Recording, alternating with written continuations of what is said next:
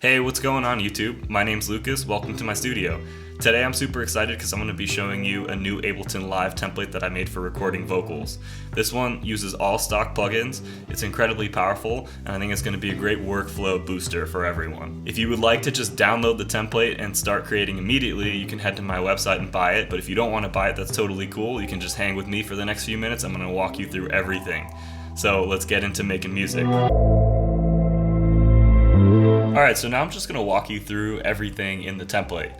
If you download it from my website, you can load it up on Ableton by double-clicking the project file, and you can go to File and hit Save Live Set as Template, and what that'll do is it will put it under your templates here, so you can double-click this and start a new project. Or if you have an existing production that you are working on, you can drag any of the vocal tracks into your production and just start recording with a nice vocal sound just built in. So that's super useful, and more on that in a second. So here's the quick layout of the session. So we have numerous nested groups that work really well for bouncing stems and for general organization. So as you can see, everything is under the acapella group. So if you print stems, it'll be already labeled like that. And then we have three groups under the acapella umbrella. We have lead vocals, background vocals, and ad-lib vocals. So all three of these types of vocals are going to be processed differently, which is super useful. So under the lead vocals, the first track we have is a demo vocal, and then we have all the different sections. So I like having a demo vocal track just in case I'm recording stuff and I don't really know what section it might be. It's just cool to have it labeled like that. But for all these other sections, it's pretty self-explanatory. I tried to use the most useful ones, and to make sure also it's nice to have separate verse 1 and verse 2 vocals and stuff like that, but I didn't want it to be too cluttered. So it's pretty minimal while still being useful. And the same thing is going on for background vocals. So we have different harmony tracks, and same thing for ad-lib vocals. So the first thing I'm going to do is I'm going to go through the effect processing at the channel level. So each of these channels actually has the same exact channel strip going on, and I'm going to walk you through all the effects in them right now. So when you load it, it's going to look like this. I just wanted to keep it super clean and simple for people that maybe don't really want to do anything under the hood, but I'm going to show you the exact effects in them. As you can see here, I have a couple presets that you can mess around with. So but I haven't found it yet. There's that one. Here's the pop vocal. But I haven't found it yet. So subtle differences. If you want to open this up and get kind of into the stuff under the hood, we need to press this button right here, and you're going to see the effects that I have loaded. So the first one that I have is my vocal EQ. So this is programmed to change a bit with each of these presets. And the next effect that we have is the glue compressor, which you can also adjust right here using the macros. And the third effect that I have is this saturator, which adds some analog distortion to the signal. This is especially useful if you're recording with an interface and you just want to get some of the vibe that you might be getting with like a mic pre.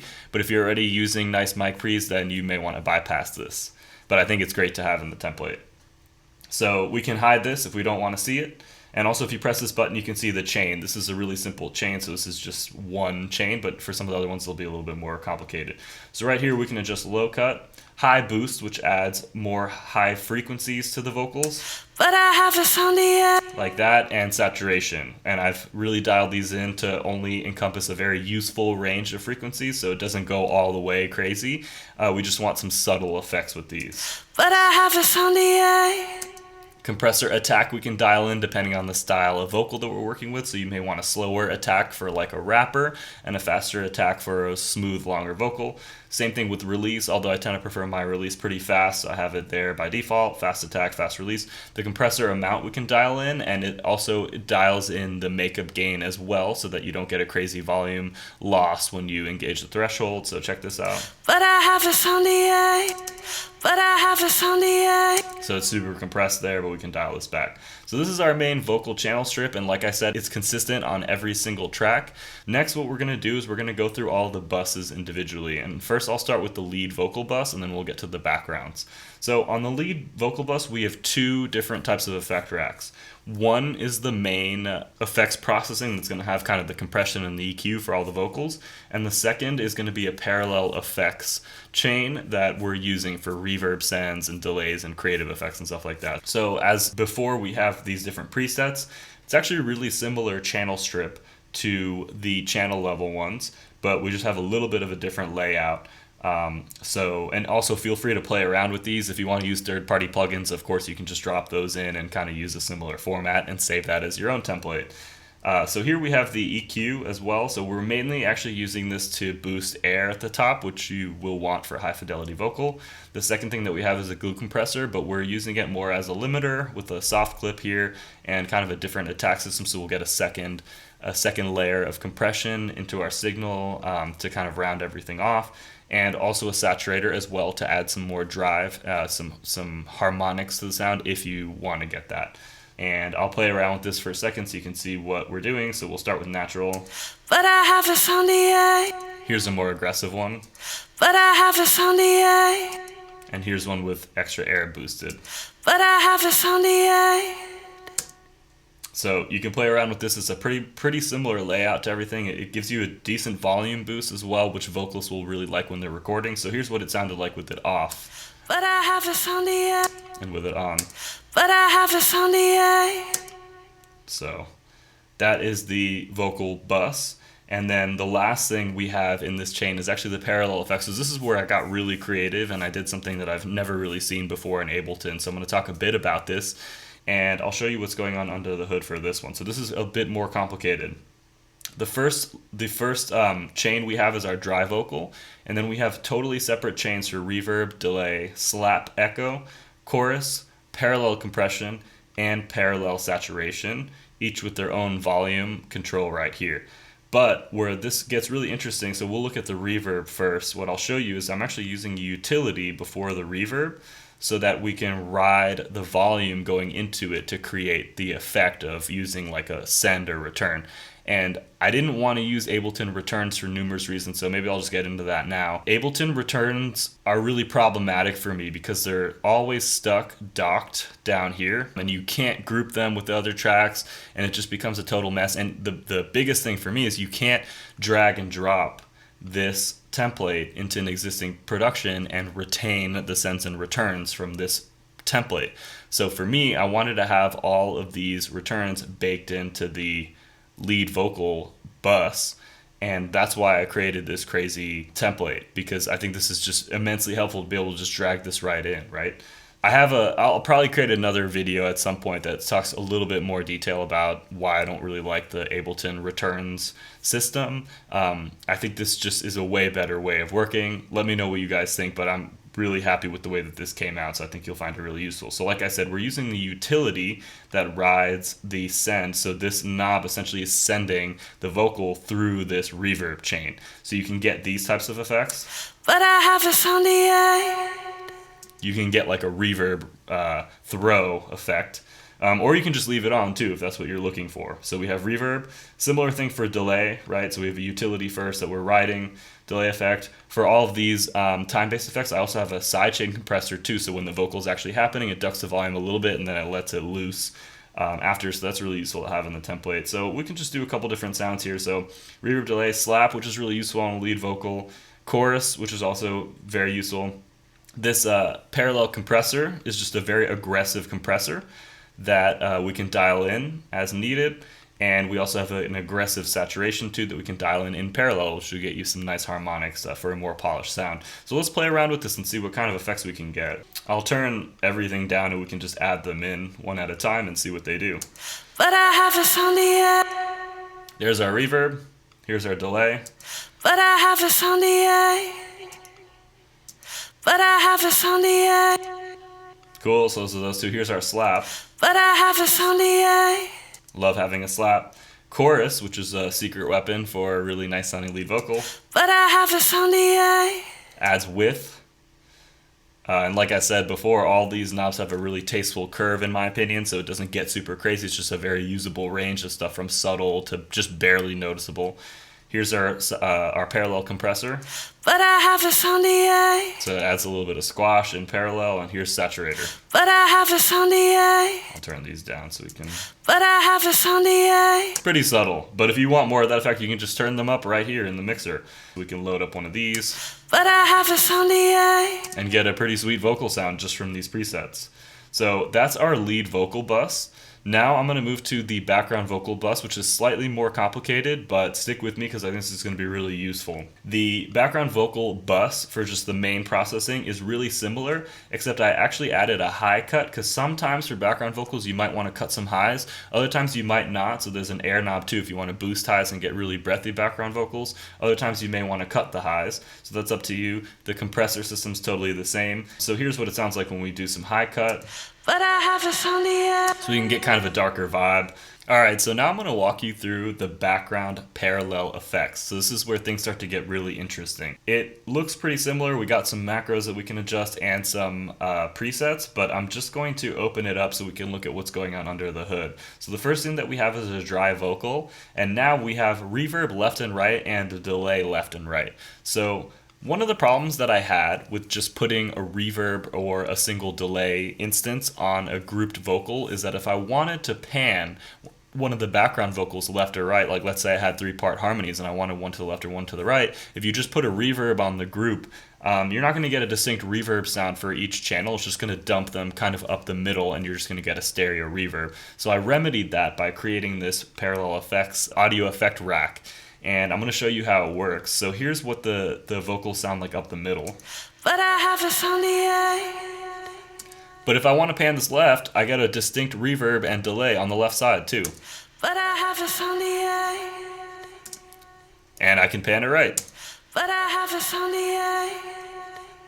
So obviously you'll hear that if you listen in headphones or with studio monitors. So this was something that took me a little while to figure out. So I'm really happy about this and I hope you find it useful. So we have distinct left and right reverb and delay. So you can process those separately as you like, or you can just have the background vocals up the center. You're just going to get a regular stereo reverb sound.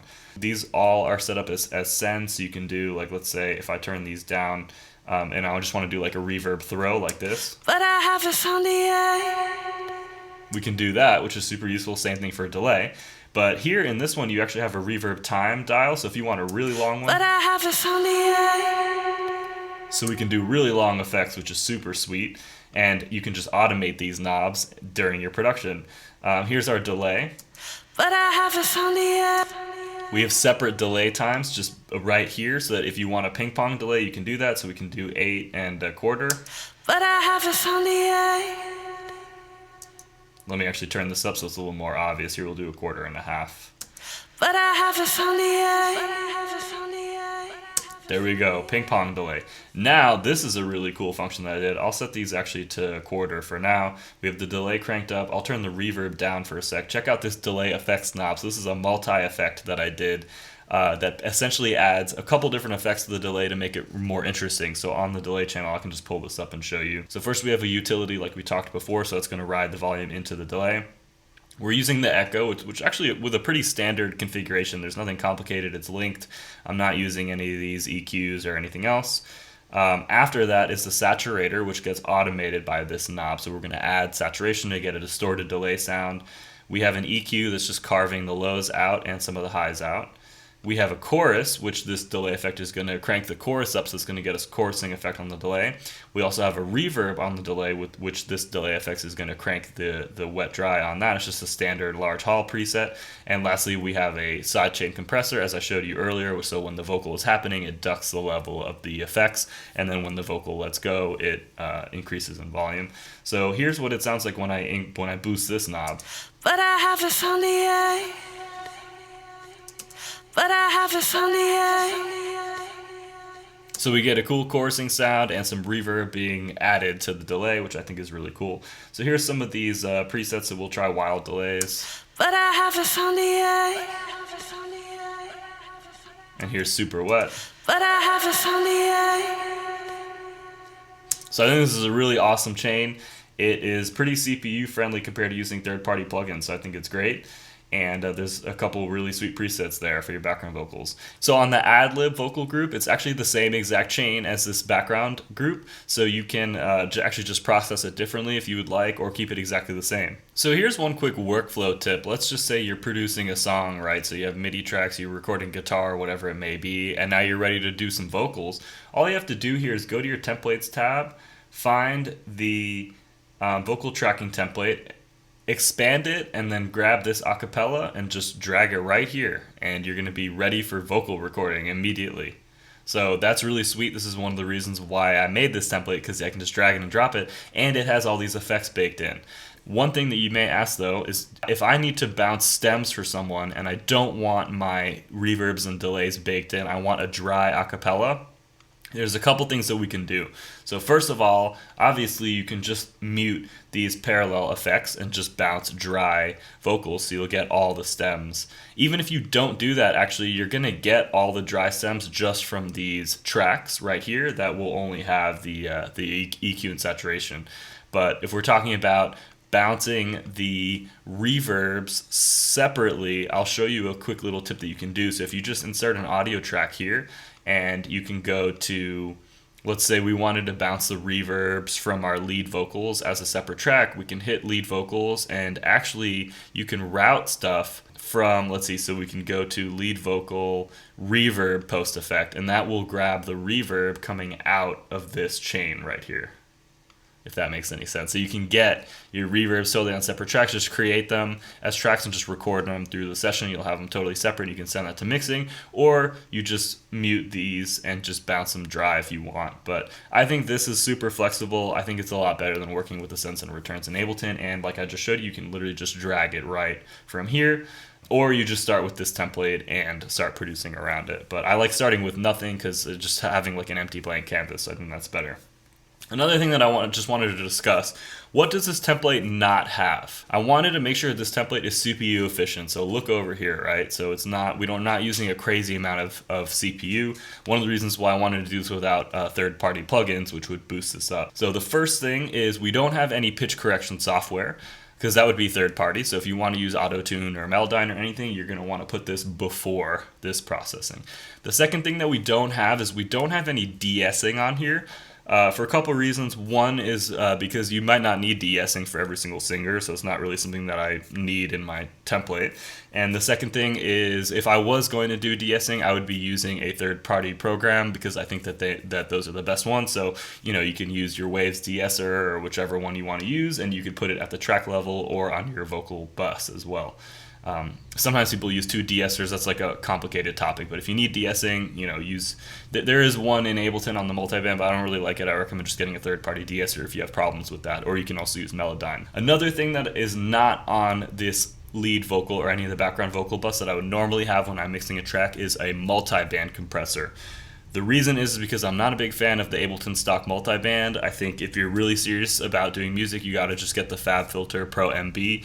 That's the one that's super intuitive, but it adds a bunch of latency, so I don't want to include that in my recording template. I just don't want anything that's going to hog my CPU or incur a bunch of latency, because when you're recording, that can be a nightmare, unless you have an Apollo and you want to just record, with direct monitoring. But generally speaking, I think it's just a better practice to have your recording template be pretty light on CPU, especially if you're going to be producing and using VSTs and things for other instruments. And lastly, I don't have a formal limiter. I am kind of using the glue compressor as a limiter, but generally speaking, if I was mixing a vocal, I would actually have a dedicated limiter, and I'd be using a third-party one that I think would sound much more transparent than the one Ableton has. So those are a few things that are not included in this template for the reasons that I explained. But other than that, I think this is a great way to just kind of get going. You can just drag this into your session, record immediately. It's super fast, all stock plugins. I hope that you can use it and kind of make it your own. Feel free to add your third-party plugins to it and save it as your own template. Let me know if you guys found this helpful. I would love to keep making more videos like this to help make music making easier and faster for you. So, like I said, if you want to just download this, you can go ahead and click the link to my website and directly support the channel that way, so I can keep doing these videos. If not, I hope this was really informative and you can create your own template and really use Ableton in new and interesting ways to create cool vocal sounds. So my name's Lucas. Thanks again for tuning in, and I'll see you guys in the next video. Take it easy.